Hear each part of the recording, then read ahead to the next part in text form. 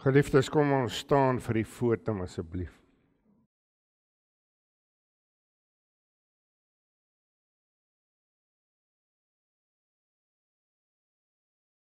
So spreek die Here: Wees nie bevrees nie, want ek is met jou. Kyk nie angstig rond nie, want ek is jou God. Ek versterk jou, ook help ek jou, ook ondersteun ek jou met my reddende regterhand. Geliefdes, genade, barmhartigheid en vrede van God ons Vader en Jesus Christus ons Here, deur die kragvolle werking van die Heilige Gees. Amen. Gemeente, kom ons sing Psalm 69. Psalm 69, ons sing daar verse 1 en 7.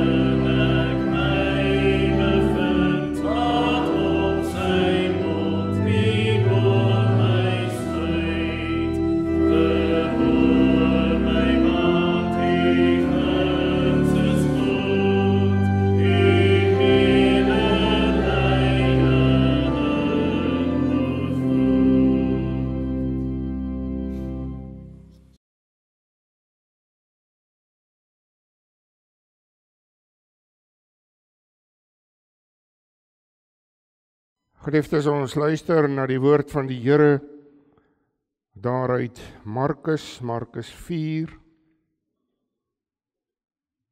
Ons gaan lees daarvan vers 35 tot en met vers 41.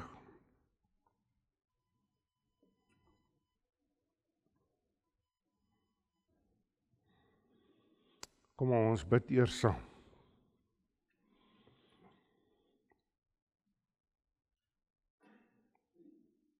Here God, U wat vir ons so goed ken, ja Here, U ken ons gedagtes, voor ons nog een enkele woord spreek, dan weet U al. U sluit ons in van voor en van agter. Ja Here, U weet alles.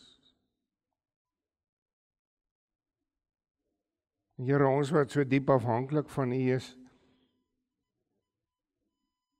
ons kan bely, ons kan verklaar, sonder U is alles te vergeefs. Ons kan vroeg opstaan en tot baie laat werk en te kere gaan in hierdie ou lewe na baie dinge jaag. Maar as U nie daar is nie, as ons nie U dien en aanbid nie, as dit nie vir U genade is nie, Here, dan is alles te vergeefs. Dan kon ons maar vanaand by die huis ook bly. Maar dankie Here, dankie dat ons weet U is die almagtige lewende God wat beskik. U wat deur die Gees ons hier by mekaar bring. U wat 'n afspraak het met ons.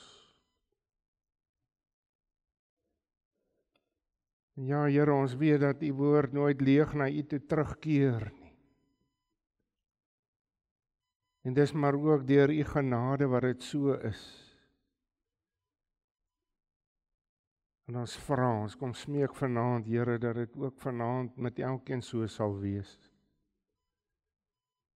Dat elkeen ook hier sal weggaan met 'n boodskap in die hart. Ja, Here, met 'n loflied in die hart. Met 'n dankbaarheid. Watter voorreg om U te kan loof en prys, om U te aanbid. Dankie Here dat dit nie vir ons 'n las is nie, maar 'n vreugde. Vreugde om ook hier te wees.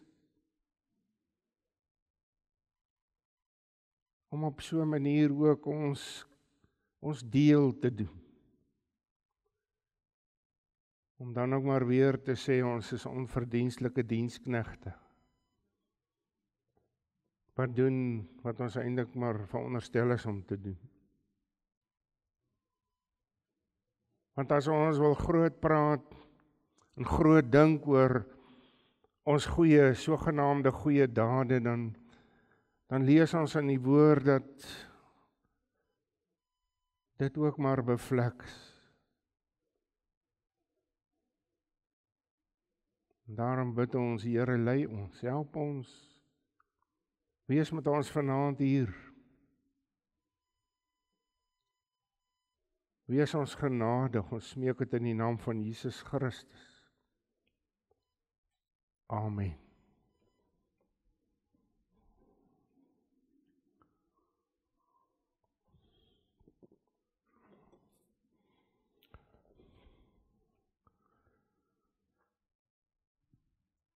Markus 4 daarvan vers 35. Die opskrif vir Jesus maak die storm stil, baie bekende gedeelte. En toe dit aand geword het op daardie dag, het hy vir hulle gesê, laat ons oorvaar na die ander kant. En hulle het die skare verlaat en hom, net soos hy was, saamgeneem in die skuit, en daar was ook ander skuitjies by hom. En 'n groot stormwind het opgekom en die golwe het in die skuit geslaan, sodat dit al vol wou word. Maar hy was agter op die skuit aan die slaap op die kussing. En hulle het hom wakker gemaak en vir hom gesê, Meester, gee U nie om, dat ons vergaan nie. En hy het opgestaan en die wind bestraf en vir die see gesê, Swyg, wees stil. En die wind het gaan lê en daar het 'n groot stilte gekom. Toe sê hy vir hulle, waarom is julle so bang? Hoe het julle dan geen geloof nie? En 'n groot vrees het hulle oorweldig en hulle het vir mekaar gesê, wie is hy tog, dat selfs die wind en die see hom gehoorsaam is? Tot sover. Ons teksvers daar vers 40. Toe sê hy vir hulle, waarom is julle so bang? Hoe het julle dan geen geloof nie? Ons temaatjie vanaand, geloof bring verwondering en kalmte. My broer en suster, as hier natuurlik van die see gepraat word, dan word daar vertel van die meer van Galilea. Dis op hierdie meer wat hulle bevind. En as gevolg van die ligging en die lugstrome van hierdie meer, het dit tydens groot winde, tydens groot storms nogal baie groot golwe veroorsaak. En dan moet ons natuurlik nou verder in gedagte hou, dat hierdie skuitjies maar baie klein was.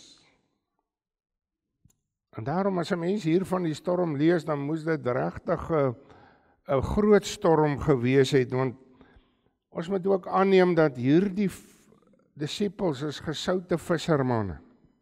En hulle het die see baie goed geken. Die feit dat hulle bang geword het vanweë hierdie golwe, bevestig die erns van die nood.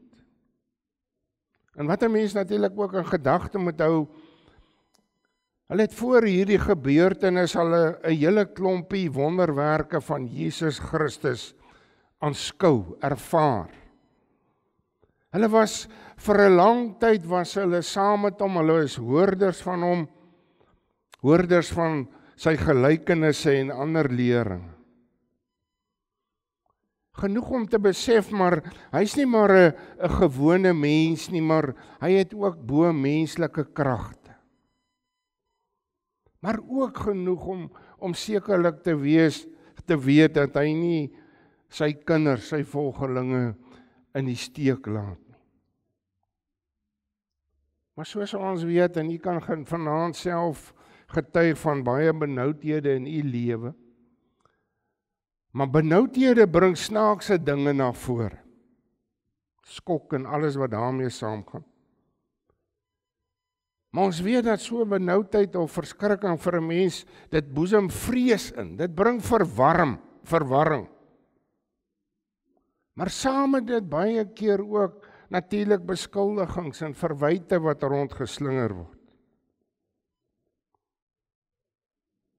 En hier is 'n ernstige ding aan die gang, hierdie golwe is besig om binne in die skei te slaan, die water. En dan kan 'n mens verstaan dat hier 'n groot vrees is. Bang wees vir verdrinking. En dis om enige visserman, hoe gesout jy ook al mag wees, bang te maak. Vrees, verwarring. Om te weet, ons is in die moeilikheid. Toe ek hier geskryf het, dink ek aan 'n keer toe ek self, ek en Marlies saam met my op die see was en skielik daar so groot wind opgekom het. En skielik sê hierdie stuurman, saam met wie ons was, hy uiter nogal die woorde, toe sê hy, hier's moeilikheid. En ek kan vir u sê, daardie vrees en daardie angs wat in 'n mens se hart kom, want jy weet as hierdie man, hierdie gesoute man, hierdie man wat weet vir jou sê maar hier's moeilikheid, dan is daar moeilikheid. En nou is hierdie disippels benoud en dadelik, waar is hierdie man? Waar is hierdie man wat die wonderwerke verrig? Hy moet dadelik help. En hulle maak hom wakker en dan die verwyt, daar in vers 38, eintlik maar kan 'n mens sê 'n verskuilde verwyt, as hulle sê, meester, gee jy nie om dat ons vergaan nie? En ons kan verstaan dat Jesus so in sy ware mensheid ook moeg was. Het baie gewerk, baie tussen die mense gewees, dit was uitputtend tussen die skares. Maar die skrik en hierdie benoudheid neem ook die begrip daarvoor. Hierdie deernis neem dit heeltemal weg. En dan sien ons van die skrik neem hulle hom dadelik kwaadlik. Hoe durf hy slaap terwyl hulle hier besig is om te sink, terwyl hulle besig is om te verdrink? Hoe durf hy? Dan kan 'n mens sekerlik sê, hierdie angs en hierdie skok maak dat hulle eintlik maar bietjie ongevoelig staan. Hulle neem nie werklik Jesus se omstandighede en sy situasie in ag nie. Nou dink ek maar net onsself ook, as ons in 'n krisis is, in 'n noodsituasie is, dan gaan dit vir ons baie keer maar net om my krisis, my situasie. En dan raak ek eintlik blind en doof vir ander mense om my se omstandighede. Al my krag en energie gaan maar net in hierdie nood van my, en dis my nood wat alles is. Broer en suster, Jesus Christus wat dadelik reageer en hy bestraf die wind. En deur sy goddelike gesag kan hy maar net enkele woorde spreek en vers 39, swyg, wees stil. En die wind het gaan lê en daar het 'n groot stilte gekom. Jesus Christus, ware God, bring hierdie geweldige natuurkragte, bring hy tot kalmte. Ja, hy ware God. Hy het mag oor die see, die wind en die weer. En nou spreek hy tot hierdie klein gelowige disippels. So in kalmte. Vers 40. Waarom is julle bang? Moet julle dan geen geloof nie? Lukas sê daar in Lukas 8 vers 25, sê hy dit bietjie anders. Hy sê, waar is julle geloof?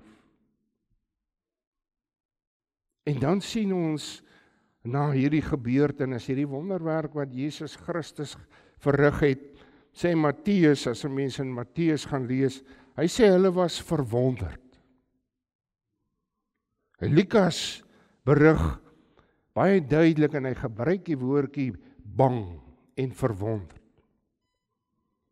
En dit sluit hier by Markus se woorde aan daar in vers 41 sê, en 'n groot vrees het hulle oorweldig en hulle het vir mekaar gesê, wie is hy tog dat selfs die wind en die see hom gehoorsaam is? Hierdie goddelike almag en dit wat hier gebeur het, maak hulle eintlik maar bang. Hoekom maak dit hulle bang? Want hulle ken nog nie, hulle verstaan nog nie mooi die volheid van God se godheid nie, van Christus se godheid nie. Dit het nog nie werklik tot hulle verstand gekom nie. Hulle is klein gelowig. Hulle glo nog nie werklik dat niks vir Jesus Christus onmoontlik is nie. Hulle glo nog nie regtig dat hulle nie nodig het om te vrees, want hy is daar nie. Ons kan vanaand sit en dink, ja, die armsalige disippels, dat hulle nou so kan redeneer en nie en daan kan dink nie. Want my broer en suster, kom ons dink maar aan onsself. Ons ou verstandjies kom ook nie sukkel self om by God se grootheid en sy almag uit te kom. Om dit goed te verstaan. Ons is regtig geneig om dit te onderskat. En ons weet, hierdie stormwinde van die ou wêreld, van die lewe, maak ons dikwels ook bang. Dit maak ons verward. Ons klein geloof laat ons baie keer in die steek. Want ons dink so klein van die Here, want ons raak so vasgevang in hierdie krisis. Hierdie krisis raak so groot vir ons. En in benoudheid en verwarring, dan dink ons al wat alles kan skeefloop, ons dink vooruit. Ons maak baie keer van hierdie molshope, maak ons berg. Geloof in die Here, en sy almagtige krag, en sy hulp, dring tot kalmte, tot berusting. Maar nou moet jy ook mooi luister, dit sê nie ons moet nou al die veiligheidsmaatreëls en voorsorgmaatreëls oorboord gooi. Maar alles wat mense nou in terme van botery en op die see gaan dink. En mense moet nog steeds sorg dat hierdie bootjie reg gereed is vir die waters. Jy moet dan kan sien hierdie bootjie is stewig genoeg, die roeispane is daar. Dis reg. In ons dag het ons die reddingsbaadjies, dis 'n vereiste, glo ek. En natuurlik in die moderne tyd, nou het ons goeie weervoorspelling, so sê hulle. Mens wonder maar partykeer, maar daar's redelik goeie weervoorspellings. Maar 'n mens besef ook dat jy onverwags, onverhoeds betrap kan word, onkant betrap kan word. Maar belangrik om dit te weet, geloof beteken nie maar om reëls en verantwoordelikhede oorboord te gooi en nou roekeloos te wees nie. Ek gaan nie maar onnodig daar op die see uitgaan as ek vandag sien daar is storm weer in die verskriklike golwe wat daar is, as dit nie nodig is om dit te doen nie. Daarom besef 'n mens ook, hierdie almagtige God dring elkeen van ons om getrou te wees aan hom, gehoorsaam te wees. Die kind van die Here word geroep om binne die grense van sy wil te leef. En daarom hierdie disippels moet leer dat Jesus Christus seun van God is. Dat hy ware almagtige God is wat oor alles en almal beskik.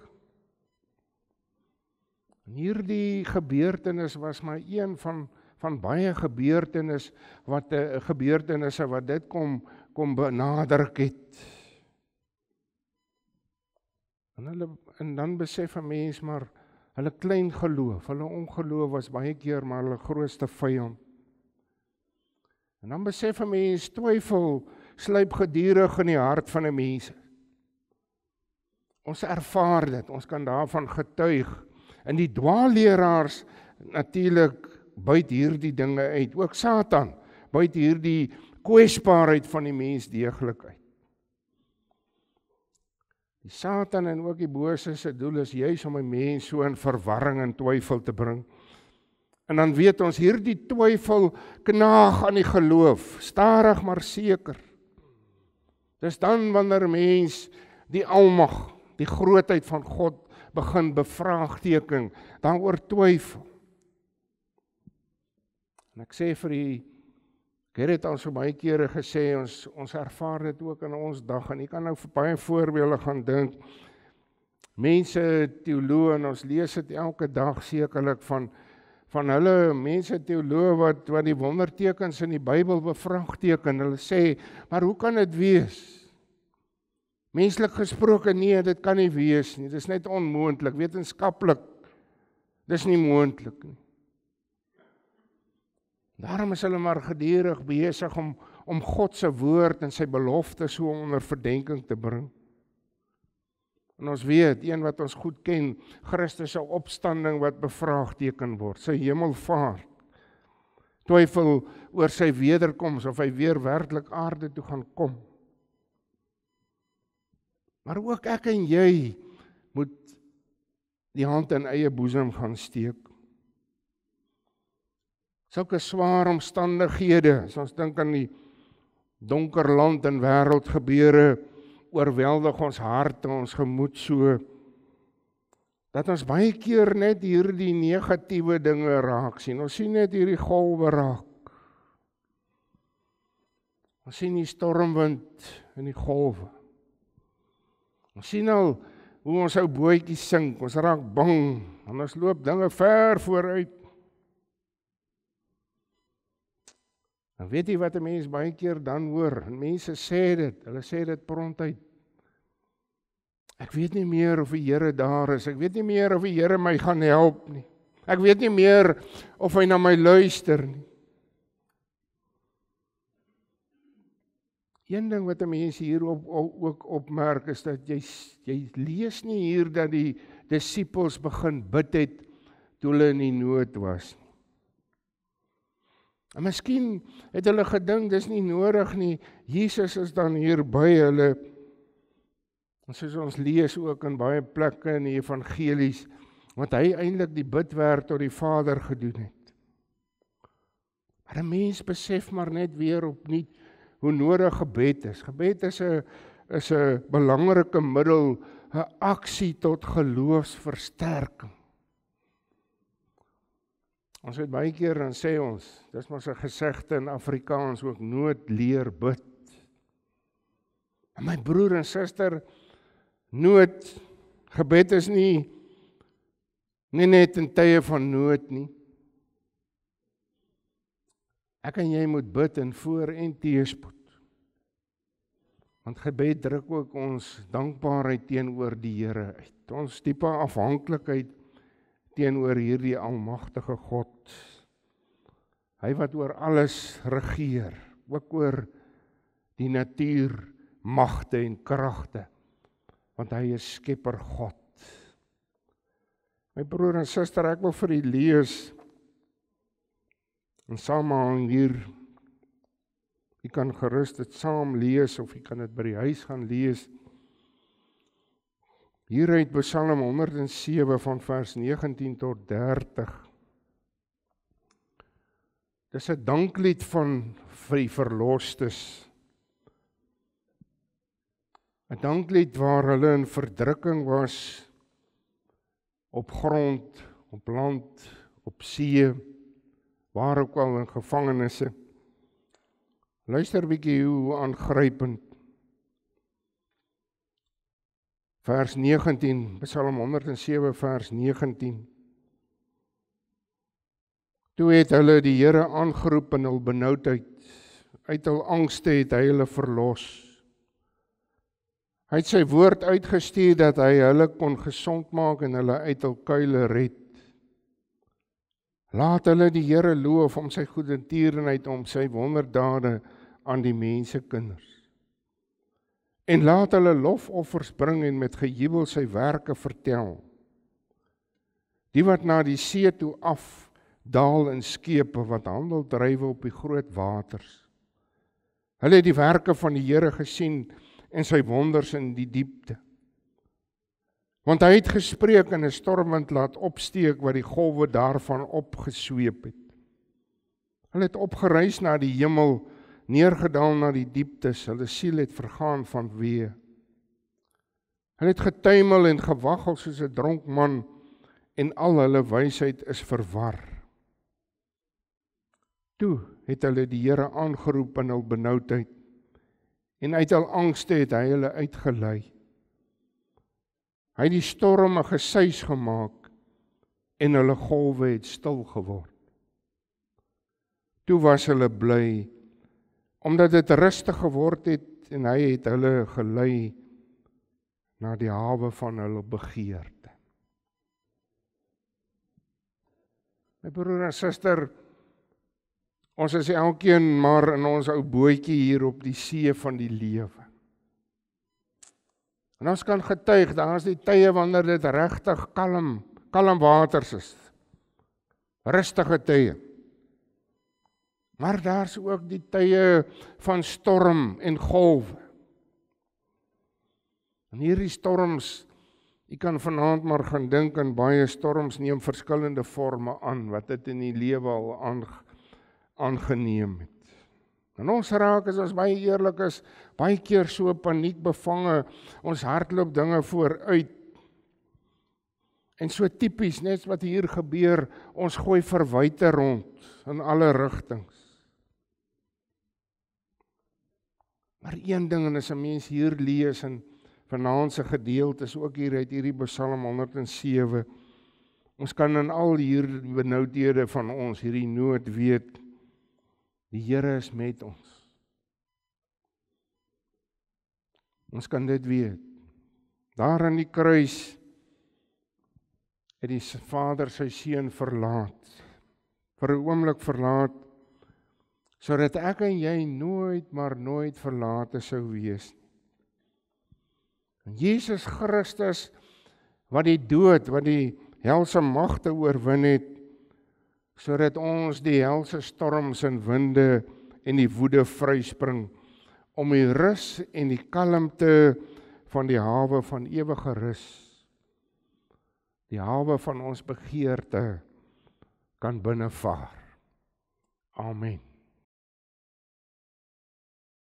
Ja, maar sê Here, baie dankie vir u wonderlike genade. U wat nie vir ons 'n gees van vreesagtigheid gegee het nie, maar van krag en liefde en selfbeheer. Ons loof en prys u daarvoor. In Jesus naam. Amen.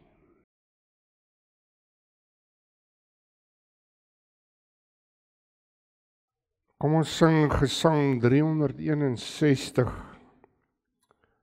Gesang 361, ons sing daar die eerste en die tweede vers. Dit gaan juis daar waar mense in ruwe storme is. Ruwe storme breek in woede. Alles om my heen is nag. Kom ons sing verse 1 en 2 tot eer van die Here.